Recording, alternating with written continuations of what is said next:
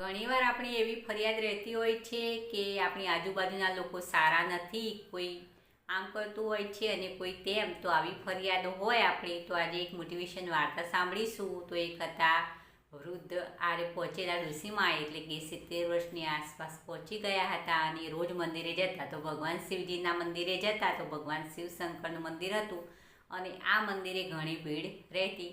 તો બસ એમનો રોજનો નિયમ હતો કે દિવસમાં એકવાર મંદિરે દર્શન કરવા જવાનું. તો એકવાર એમને પૂજારી સાથે વાતચીત કરી અને કહ્યું કે મારે હવે આ મંદિરમાં આવવું નથી, બસ હવે આ છેલ્લા દર્શન કરી લઉં, પછી હું મંદિરે આવીશ નહીં. તો પૂજારીએ કહ્યું કેમ બા, શું થયું, કેમ મંદિરે આવવું નથી? તો કહ્યું કે આ મંદિરમાં હવે મંદિર જેવું રહ્યું નથી. ઘણા લોકો તો બસ બીજા લોકોની વાતો કરવા આવતા હોય, ઘણા લોકો ઠઠ્ઠા મસ્કરી કરવા આવતા હોય છે અને ઘણા લોકો મોબાઈલ લઈને આવતા હોય તો બસ મોબાઈલમાં રચ્યા પચ્યા રહેતા હોય છે. તો કોઈ મંદિરમાં દર્શન કરવા માટે તો આવતું જ નથી અને આપણને પણ કોઈ સારી રીતે ભક્તિ કરવા દે એમ લાગતું નથી. તો મારે બસ હવે મંદિરમાં આવવાનું મન લાગતું નથી. તો પૂજારીએ કહ્યું સારું માજી, તમારી ઈચ્છા, તમારે મંદિરમાં આવવું ના આવવું તમારી મરજીની વાત, પણ એ પહેલાં હું તમને એક કામ સોંપું તો તમે મને કરી આપો ખરા? તો પેલા વૃદ્ધ ડોશીમાએ કહ્યું કે હા કરી આપું ને, બોલો ભાઈ શું કામ છે? તો કહ્યું પંડિતજીએ કહ્યું કે એક ગ્લાસ પાણીનું ભરી અને ડોશીમાને આપ્યું અને કહ્યું કે આ ગ્લાસ લઈ અને તમારે બસ મંદિરની આજુબાજુ 2 વાર પરિક્રમા કરવાની અને એમાંથી એક છાંટોય પાણી નીચે ઢળાવવું જોઈએ નહીં, એટલે કે ગ્લાસ છલકાવવું જોઈએ નહીં. તો ડોશીમાએ કહ્યું કે હા એમાં શું મોટી વાત, લાવો હાલ જ એક 2 પરિક્રમા તો કરી આપું એમ કહી અને ગ્લાસ લઈને ડોશીમાએ 2 પરિક્રમા પૂરી કરી અને પછી લાવી અને પંડિતજીને ગ્લાસ આપ્યું. તો પંડિતજીએ કહ્યું કે માજી તમે આ પરિક્રમા કરી એ દરમિયાન કોઈ ઠઠ્ઠા મસ્કરી કરી રહ્યું હતું? તો માજીએ કહ્યું કે ના ભાઈ.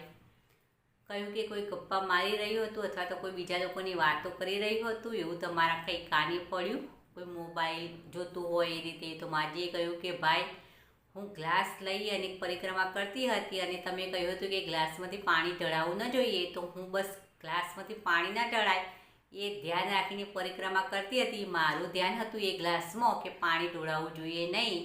તો મેં બીજા કોઈ લોકોની વાતો સાંભળી જ નથી ને મારા જોડે એવો ટાઈમ જ ન હતો કે હું બીજા લોકોની વાતો ઉપર ધ્યાન આપું, કારણ કે મારું ધ્યાન તો આમાં હતું.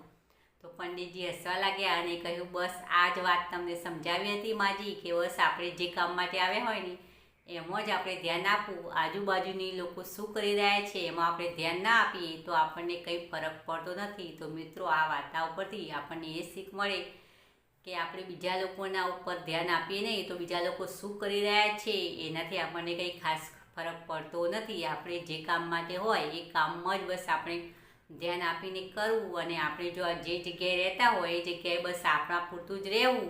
તો બીજાના પર કંઈ ધ્યાન આપીએ નહીં તો આપણને કંઈ ખાસ એવું ફરક પડતો નથી કે આપણી આજુબાજુવાળા લોકો કેવા છે.